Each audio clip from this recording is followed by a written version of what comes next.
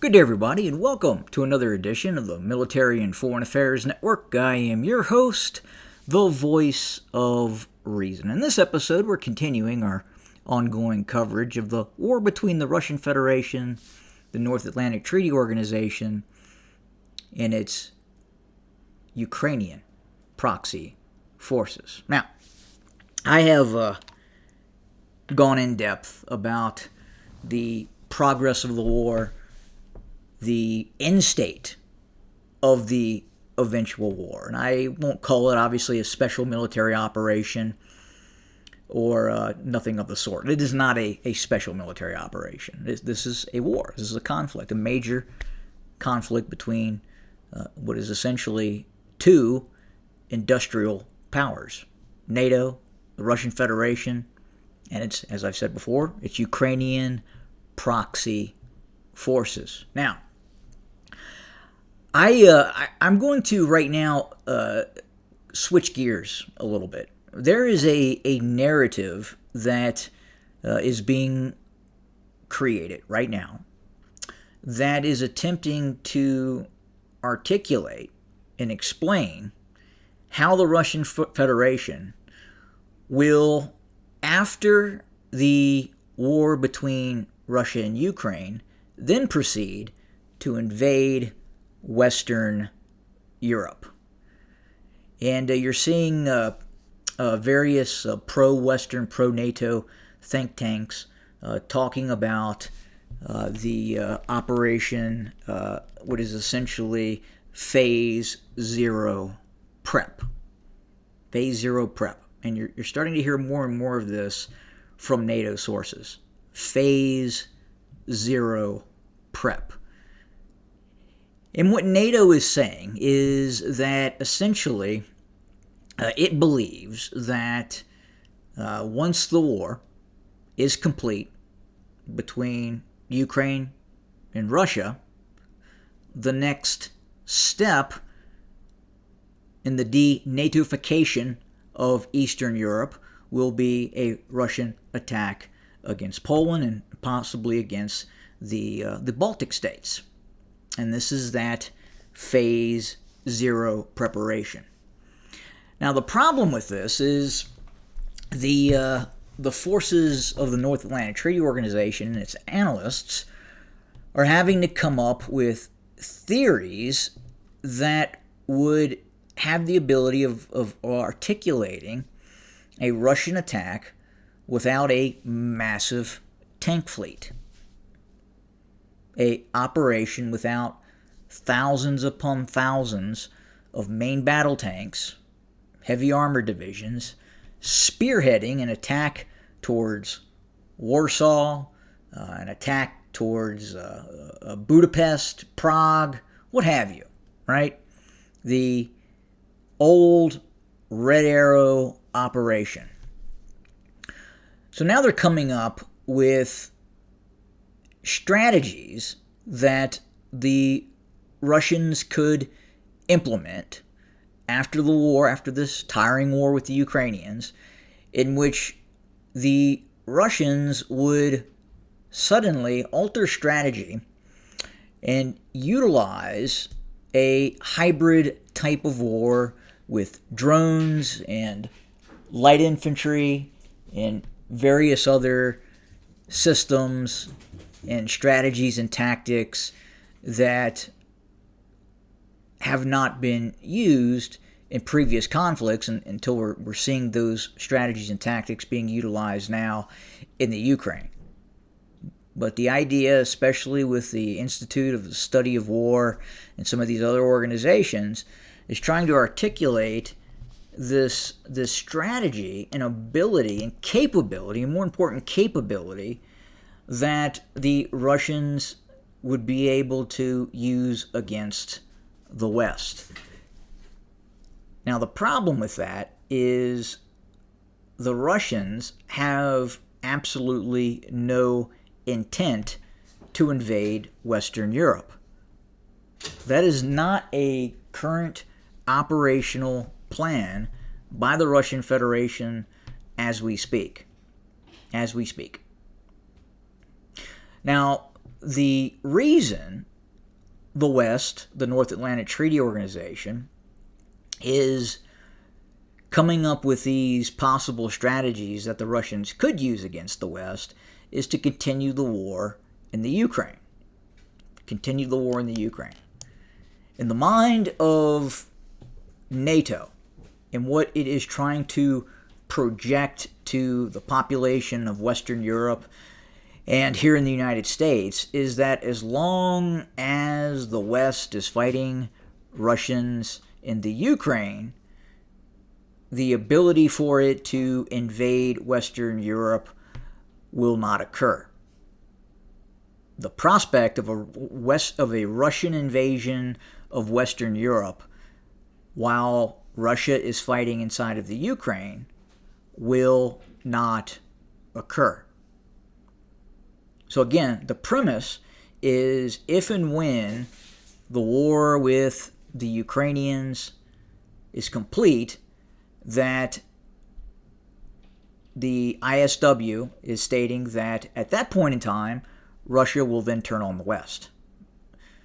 Almost absolutely. And they had this one estimate that of a time frame ranging from 2027 out to 2030, maybe further or deeper into 2020, 2030, depending on how the Russian force buildup post-Ukrainian war occurred and how quickly they were able to reconstitute. So now they're switching gears.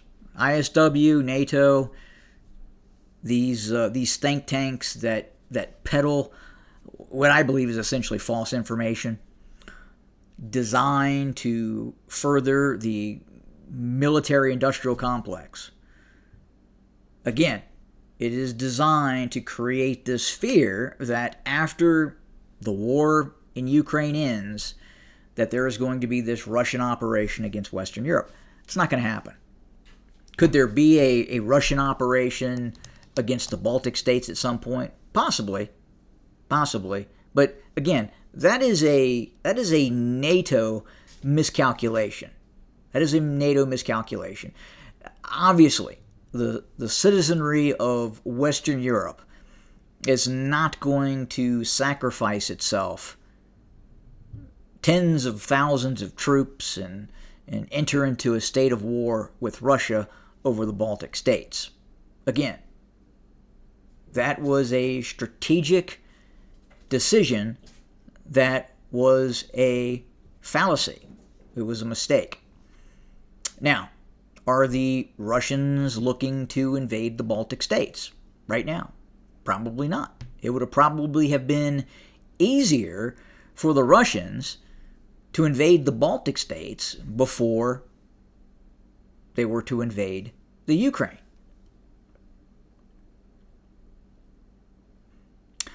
So the idea that Russia will also look to launch an invasion against Poland is utterly nonsensical. And again, what you're seeing in terms of that latest ISW report, Institute of Study of War, that is stating that, well, Russia won't use tanks. It won't look like a World War II or pre- and post-war Cold War large-scale military operation. It won't be a blitzkrieg type of attack. It won't be a lightning war type of attack where the Russians rapidly enter Poland and seize control of Warsaw and move all the way to the border with Germany. Again, the Russians have no interest in launching an invasion against Poland. Could the Russians launch an invasion against Poland? Maybe. Would it be successful? Would the occupation be successful? What is the cost versus benefit? And obviously, the cost of a Russian invasion of Poland vastly outweighs any benefit the Russians would achieve in an occupation of Poland. There's no benefit, only cost. Now you'll ask, well, why did the Russians invade the Ukraine? Well, the Ukraine was the red line. The Russians have always stated, stay out of the Ukraine. Look, when NATO expanded into Hungary, the Czech Republic, Slovakia, Poland, Romania, even Lithuania, Latvia, Estonia, the Russians didn't like it, but they were not willing to go to war over it. They were not willing to go to war over it. Could they have gone to war over it? Yeah, absolutely. But they didn't. But the Russians then said, Ukraine and Belarus is the red line. NATO cannot expand further. It cannot enter Belarus and it cannot enter the Ukraine. And at the time of the conflict, at the start of the conflict back in 22 and even going all the way back to 2014, it was very apparent that NATO was attempting to make both covert and overt inroads into the Ukraine.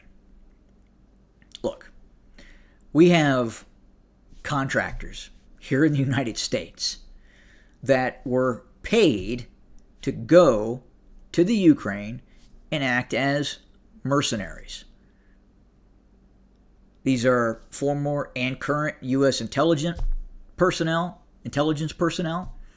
These are military personnel that were sent to achieve the goal of bringing NATO and Ukraine together. Look, the Ukraine did not and does not have to officially become part of NATO to become part of NATO. The Ukraine can become part of NATO unofficially. And then once the Ukraine becomes part of the North Atlantic Treaty Organization, all but officially, it can then be converted into an official NATO partner client state. It's already that now. And what I'm talking about is officially, where the Ukraine is flipped and becomes part of NATO. And the Russians are saying, no, we're not going to do that. It's not going to happen. We're not even going to allow the unofficial version of the Ukraine becoming part of NATO. It's not going to happen. And that's why we're seeing this conflict as it stands. But again, the nonsensicalness and the idea that the Russians, after this very long and costly conflict with NATO and its Ukrainian proxy forces, will then decide to invade Poland, again, is just absolutely ridiculous.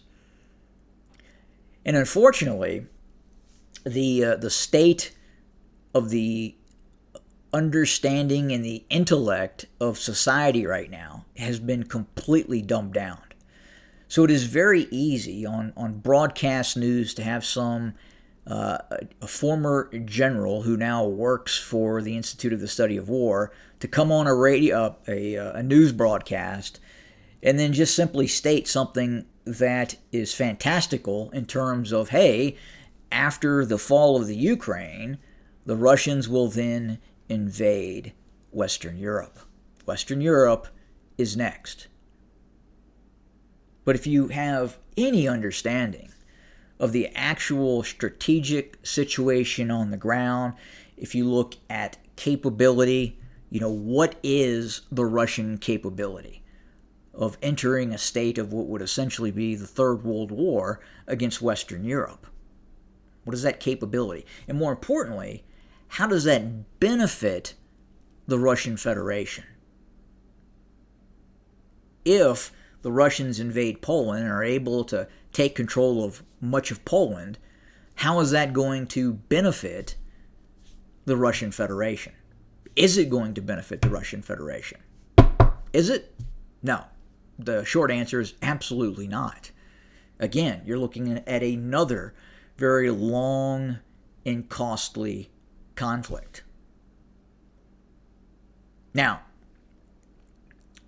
the big issue right now is the United States and Western Europe pushing the Russian Federation into the arms of China. That is the biggest threat right now. It's not an invasion of Russia into Western Europe. That is not the threat. The true threat is pushing the Russian Federation into this unholy alliance, this unholy military, geopolitical alliance with the Chinese. That's the true threat. If you are looking big picture, if you're truly looking at serious threats to the United States, its power and capability around the world, it is pushing China and Russia together. That is something that post-conflict, post-Ukrainian conflict, and going into the 2030s, in which the Chinese start to strategize about retaking Taiwan or taking control of Taiwan. They never really had control of it. I have talked about this before. I do not believe Taiwan is part of China. I think there is legal precedence for Taiwan to be a fully independent nation state. It has never been part of the communist Chinese. It never has been, ever. But again, if we push the Russian Federation with its capability into the arms of the Chinese, that is going to be something that eventually the West will wish that it never occurred. It never occurred. And again, I don't know if even at this point, given what has happened on the ground in terms of NATO expansion, if that's even possible now, meaning preventing Russia from joining with China in a military alliance against the United States and the West. Maybe if the United States would have not ventured into the Baltic states, bringing Lithuania, Latvia, Estonia into NATO, bringing Poland into NATO, bringing Romania into NATO, bringing NATO advanced capabilities into Romania, directed towards the Russian Federation, and then conducting this operation where it wanted to eventually then grab the Ukraine? Maybe. But not now. Not now. And we are heading for a dire period in human history, especially as we look at a possible conflict between East and West, China, the Russian Federation, other allied nation states that will undoubtedly join those two very large and powerful nation states against Western forces. That is going to happen.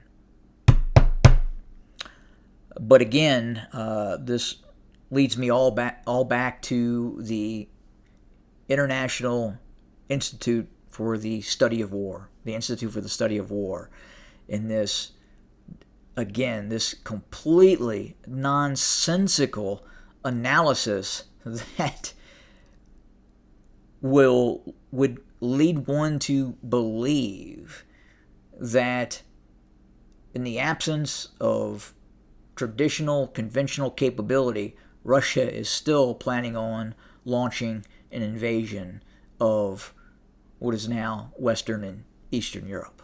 It's not going to happen. It has not been in the works. There has been attempted to articulate a massing of Russian capability in Belarus. That does not exist. There's very little capability in Belarus right now in terms of actual Russian capability, which would lead a rational analyst to believe that the Russians are preparing for a war against the West. We're just not seeing that happen. Now, you can say that because the Russians are executing a certain operational training exercise in Belarus, that is creating conditions on the ground for a possible Russian operation against Poland. Again, we're just not seeing that. That is not what is taking place on the ground in Belarus right now. Not seeing it. We are not seeing a Russian capability being constructed for a future-facing war against Poland and NATO. We're not seeing it. But again, ISW is attempting to foster this thought process that the Russians are indeed preparing for war with Western Europe and NATO.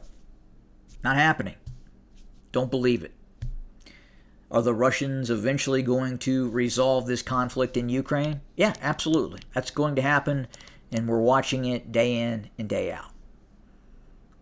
And the Russians messaged this 10 years ago. They said, Ukraine is the line.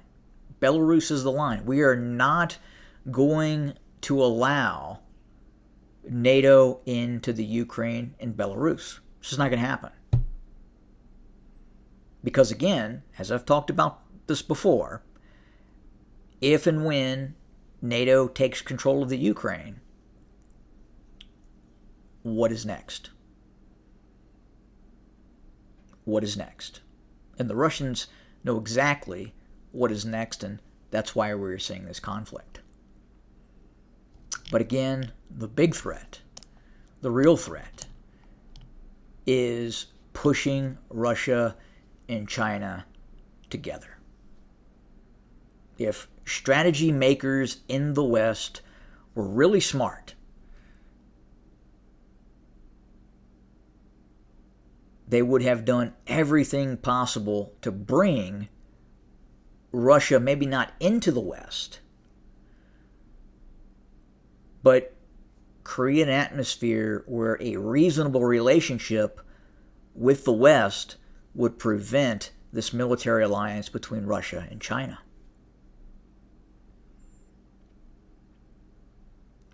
That is an unwinnable situation for humanity. And by all indications right now, it does appear that the United States and various Western and Asian nation states are on a track towards eventual conflict with this Russo-China alliance. We're seeing it. The first thing that will happen will be the breaking of economic bonds, the breaking of economic ties that keep nation states from essentially going into a state of armed conflict. And you're starting to see that right now between the United States and China. Once those bonds are broken, and those economic bonds no longer prevent actual military hostilities from taking place, then you will see an armed conflict. If we go back to the early stages of World War II,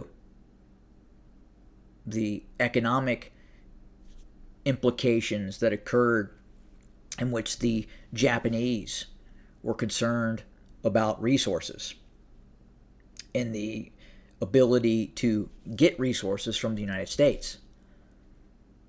Once those economic bonds were broken, it opened the way to military conflict. Same thing right now you're seeing with what's happening right now between the U.S. and China. Same thing. The economic bonds that existed other than natural gas and oil between Western Europe and the Russian Federation, gone, broken. There's a pathway to conflict now. That's what we're seeing. Well, look, that does it for today. As always, thank you for joining us. More to come very, very soon. Have a good day.